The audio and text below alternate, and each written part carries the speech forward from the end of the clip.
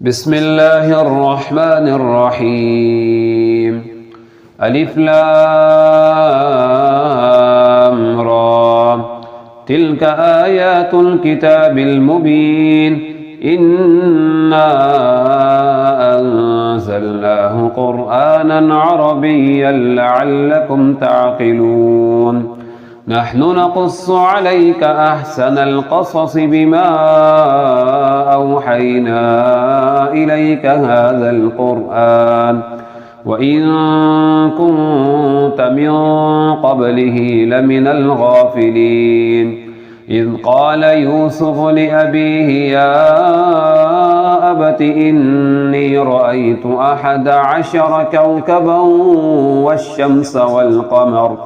والشمس والقمر رأيتهم لي ساجدين. قال يا بني لا تقصص رؤياك على إخوتك فيكيدوا لك كيدا إن الشيطان للإنسان عدو مبين. وكذلك يجتبيك ربك ويعلمك من تأويل الأحاديث ويتم نعمته عليك وعلى آل يعقوب كما أتمها على أبويك من قبل إبراهيم وإسحاق إن ربك عليم حكيم. لقد كان في يوسف وإخوته آيات للسائلين إذ قالوا ليوسف وأخوه أحب إلى أبينا منا ونحن عصبة إن أبانا لفي ضلال مبين. اقتلوا يوسف أو اطرحوه أرضا يخل لكم وجه أبيكم وتكونوا من بعده قوما صالحين. قال قائل منهم لا تقتلوا يوسف وألقوه في غيابة الجب يلتقطه بعض السيارة إن كنتم فاعلين. قالوا يا أبانا ما لك لا تأمنا على يوسف وإنا له لناصحون. أرسله معنا غدا يرتع ويلعب وإنا له لحافظون. قال إني ليحزنني أن تذهبوا به وأخاف أن يأكله الذئب وأنتم عنه غافلون. قالوا لئن أكله الذئب ونحن عصبة إنا إذا لخاسرون. فلما ذهبوا به وأجمعوا أن يجعلوه في غيابة الجب وأوحينا إليه لتنبئنهم بأمرهم هذا وهم لا يشعرون. وجاءوا أباهم عشاء يبكون. قالوا يا أبانا إنا ذهبنا نستبق وتركنا يوسف عند متاعنا فأكله الذئب وما أنت بمؤمن لنا ولو كنا صادقين. وجاءوا على قميصه بدم كذب قال بل سولت لكم أنفسكم أمرا فصبر جميل والله المستعان على ما تصفون. وجاءت سيارة فأرسلوا واردهم فأدلى دلوه قال يا بشرى هذا غلام وأسروه بضاعة والله عليم بما يعملون. وشروه بثمن بخس دراهم معدودة وكانوا فيه من الزاهدين. وقال الذي اشتراه من مصر لامرأته أكرمي مثواه عسى أن ينفعنا أو نتخذه ولدا وكذلك مكنا ليوسف في الأرض ولنعلمه من تأويل الأحاديث والله غالب على أمره ولكن أكثر الناس لا يعلمون. ولما بلغ أشده آتيناه حكما وعلما وكذلك نجزي المحسنين. وراودته التي هو في بيتها عن نفسه وغلقت الأبواب وقالت هيت لك قال معاذ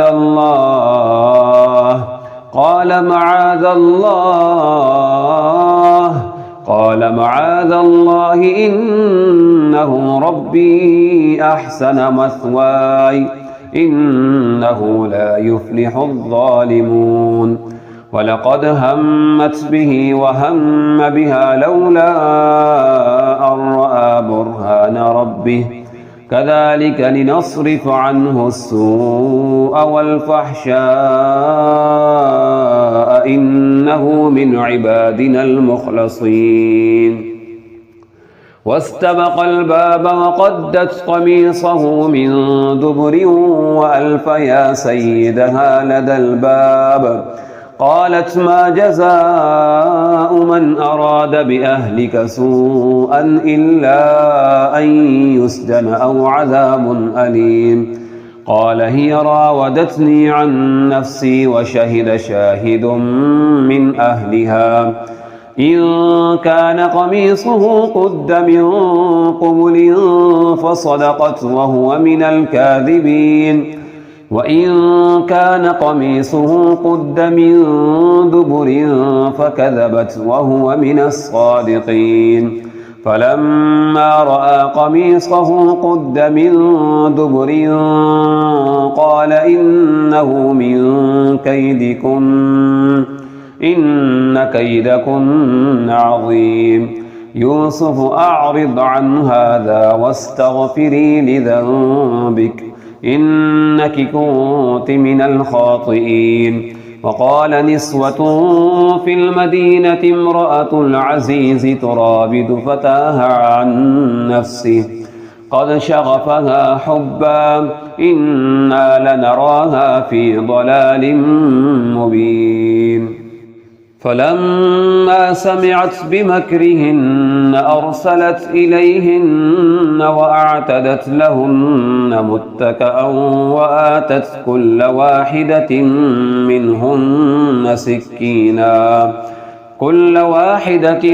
منهن سكينا وقالت اخرج عليهن فلما رأينه أكبرنه وقطعن أيديهن وقلن حاش لله ما هذا بشرا إن هذا إلا ملك كريم. قالت فذلكن الذي لمتنني فيه ولقد راودته عن نفسه فاستعصم ولئن لم يفعل ما آمره ليسجنن وليكونن من الصاغرين. قال رب السجن أحب إلي مما يدعونني إليه وإلا تصرف عني كيدهن أصب إليهن وأكن من الجاهلين. فاستجاب له ربه فصرف عنه كيدهن إنه هو السميع العليم. ثم بدا لهم من بعد ما رأوا الآيات ليسجننه حتى حين. ودخل معه السجن فتيان قال أحدهما إني أراني أعصر خمرا وقال الآخر إني أراني أحمل فوق رأسي خبزا تأكل الطير منه نبئنا بتأويله إنا نراك من المحسنين قال لا يأتيكما طعام ترزقانه إلا نبأتكما بتأويله قبل أن يأتيكما ذلكما مما علمني ربي إني تركت ملة قوم لا يؤمنون بالله وهم بالآخرة هم كافرون واتبعت ملة آبائي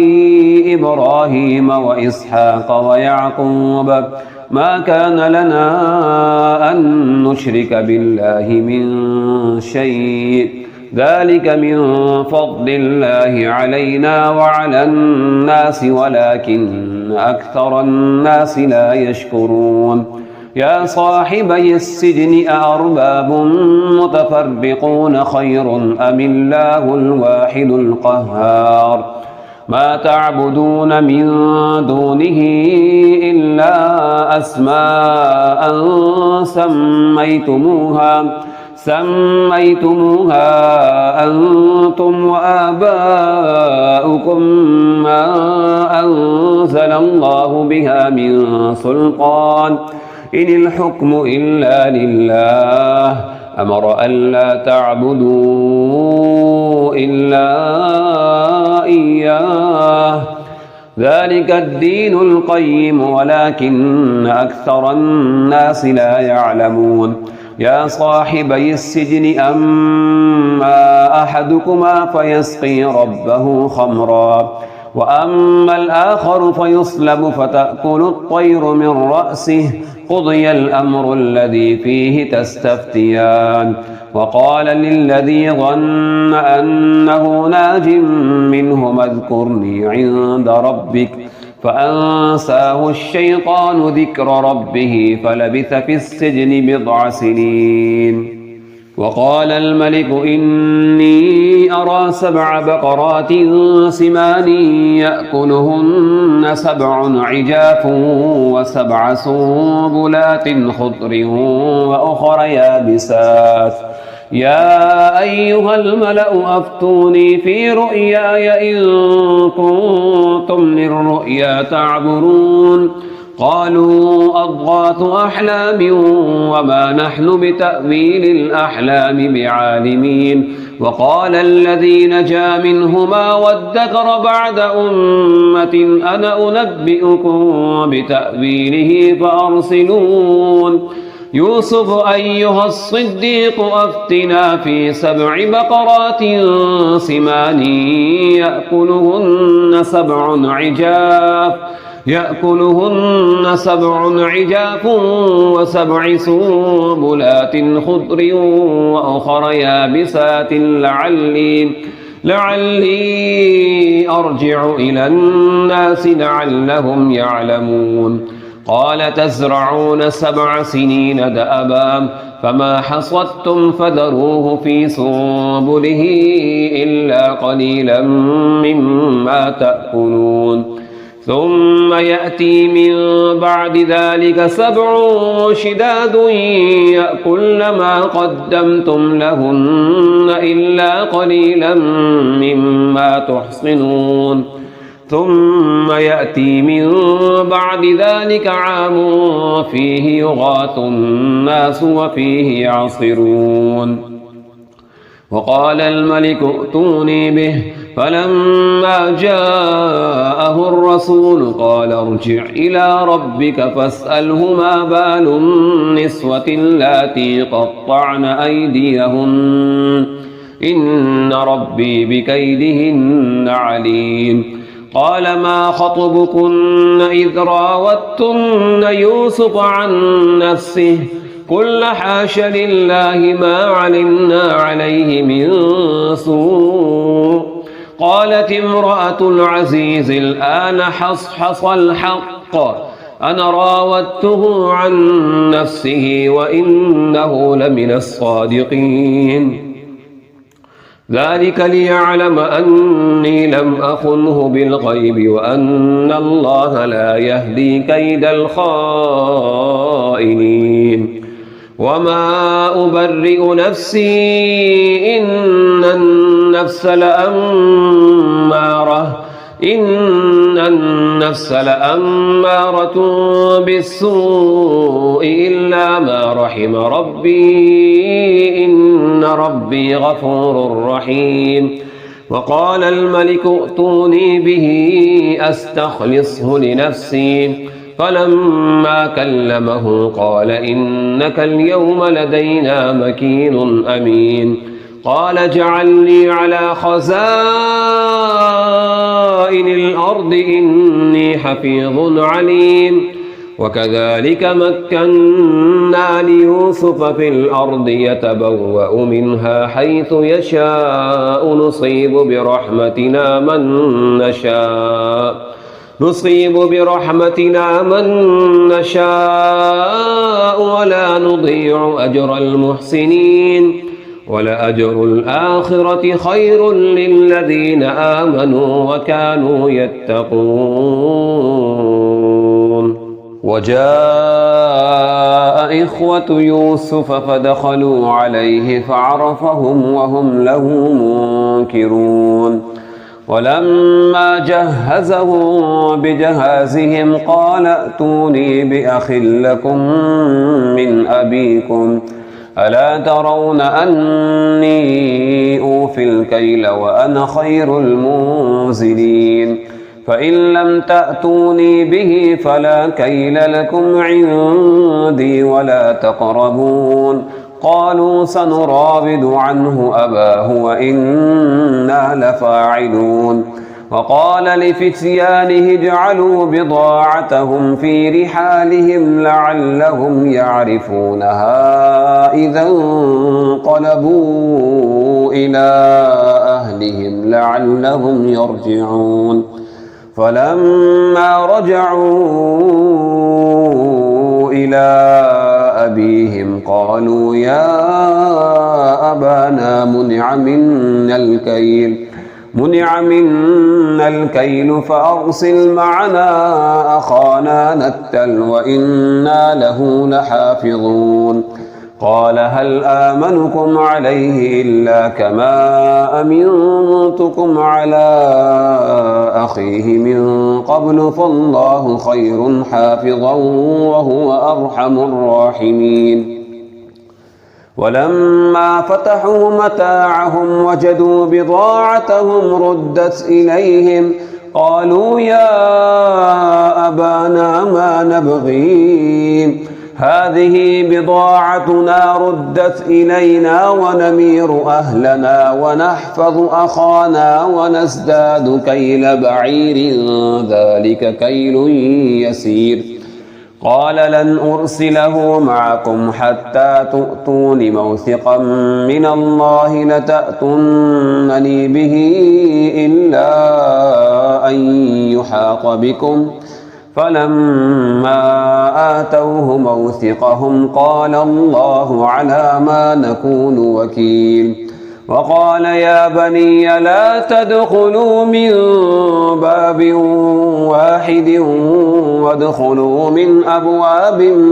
متفرقة وما أغني عنكم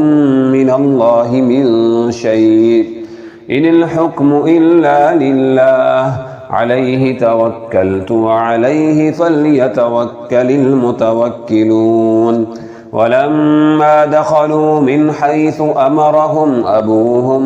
ما كان يغني عنهم من الله من شيء إلا حاجة في نفس يعقوب قضاها وإنه لذو علم لما علمناه ولكن أكثر الناس لا يعلمون ولما دخلوا على يوسف آوى إليه أخاه قال إني أنا أخوك فلا تبتئس بما كانوا يعملون فلما جهزهم بجهازهم جعل السقاية في رحل أخيه ثم أذن مؤذن أيتها العير إنكم لسارقون قالوا وأقبلوا عليهم ماذا تفقدون قالوا نفقد صواع الملك ولمن جاء به حمل بعير وأنا به زعيم قالوا تالله لقد علمتم ما جئنا لنفسد في الأرض وما كنا سارقين قالوا فما جزاؤه إن كنتم كاذبين قالوا جزاؤه من وجد في رحله فهو جزاؤه كذلك نجزي الظالمين فبدأ بأوعيتهم قبل وعاء أخيه ثم استخرجها من وعاء أخيه كذلك كدنا ليوسف ما كان ليأخذ أخاه في دين الملك إلا أن يشاء الله نرفع درجات من نشاء وفوق كل ذي علم عليم قالوا إن يسرق فقد سرق أخ له من قبل فأسرها يوسف في نفسه ولم يبدها لهم قال أنتم شر مكانا والله أعلم بما تصفون قالوا يا أيها العزيز إن له أبا شيخا كبيرا فخذ أحدنا مكانه إنا نراك من المحسنين قال معاذ الله أن نأخذ إلا من وجدنا متاعنا عنده إنا إذا لظالمون فلما استيئسوا منه خلصوا نجيا قال كبيرهم ألم تعلموا أن أباكم قد أخذ عليكم موثقا من الله ومن قبل ما فرطتم في يوسف فلن أبرح الأرض حتى يأذن لي أبي أو يحكم الله لي وهو خير الحاكمين ارجعوا إلى أبيكم فقولوا يا أبانا إن ابنك سرق وما شهدنا إلا بما علمنا وما كنا للغيب حافظين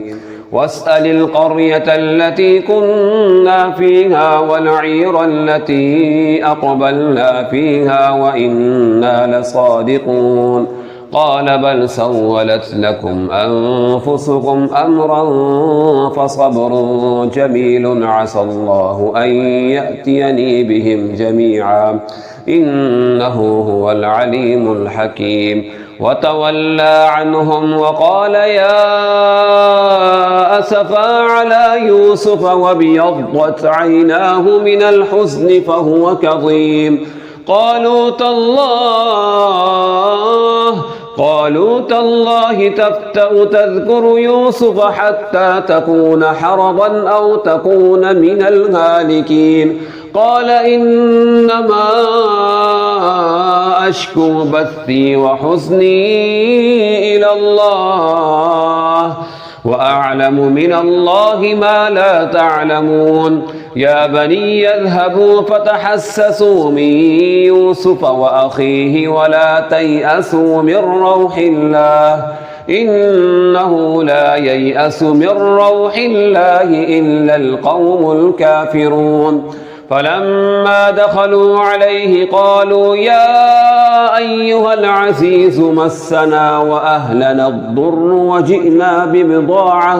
وجئنا ببضاعة مزجاة فأوف لنا الكيل وتصدق علينا إن الله يجزي المتصدقين قال هل علمتم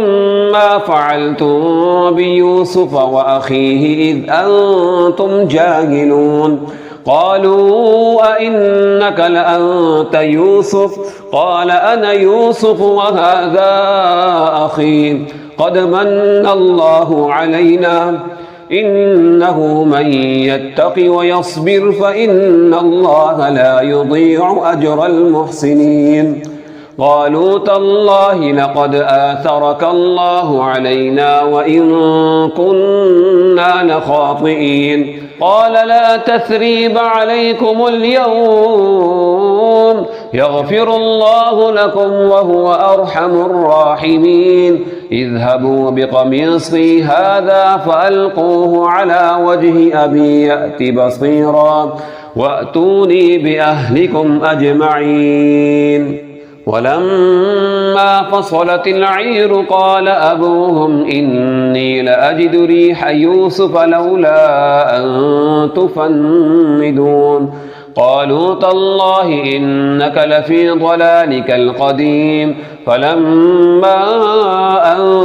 جاء البشير ألقاه على وجهه فارتد بصيرا قال ألم أكن لكم إني أعلم من الله ما لا تعلمون قالوا يا أبانا استغفر لنا ذنوبنا إنا كنا خاطئين قال سوف أستغفر لكم ربي إنه هو الغفور الرحيم فلما دخلوا على يوسف آوى إليه أبويه وقال ادخلوا مصر إن شاء الله آمنين ورفع أبويه على العرش وخروا له سجدا وقال يا أبت هذا تأويل رؤياي من قبل قد جعلها ربي حقا وقد أحسن بي إذ أخرجني من السجن وجاء بكم من البدو من بعد أن نزغ الشيطان بيني وبين إخوتي إن ربي لطيف لما يشاء إنه هو العليم الحكيم رب قد آتيتني من الملك وعلمتني من تأويل الأحاديث فاطر السماوات والأرض أنت وليي في الدنيا والآخرة توفني مسلما وألحقني بالصالحين ذلك من أنباء الغيب نوحيه إليك وما كنت لديهم إذ أجمعوا أمرهم وهم يمكرون وما أكثر الناس ولو حرصت بمؤمنين وما تسألهم عليه من أجر إن هو إلا ذكر للعالمين وكأي من آية في السماوات والأرض يمرون عليها وهم عنها معرضون وما يؤمن أكثرهم بالله إلا وهم مشركون أفأمنوا أن تأتيهم غاشية من عذاب الله أو تأتيهم الساعة بغتة وهم لا يشعرون قل هذه سبيلي أدعو إلى الله على بصيرة أنا ومن اتبعني وسبحان الله وما أنا من المشركين وما أرسلنا من قبلك إلا رجالا نوحي إليهم من أهل القرى أفلم يسيروا في الأرض فينظروا كيف كان عاقبة الذين من قبلهم ولدار الآخرة خير للذين اتقوا أفلا تعقلون حتى إذا استيأس الرسل وظنوا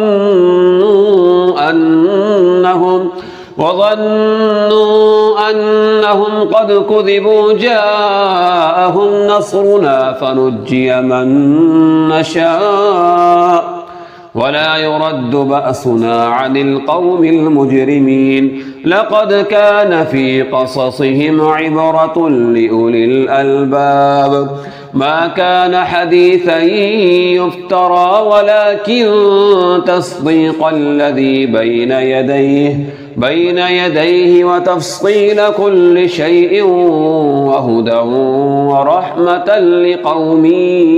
يؤمنون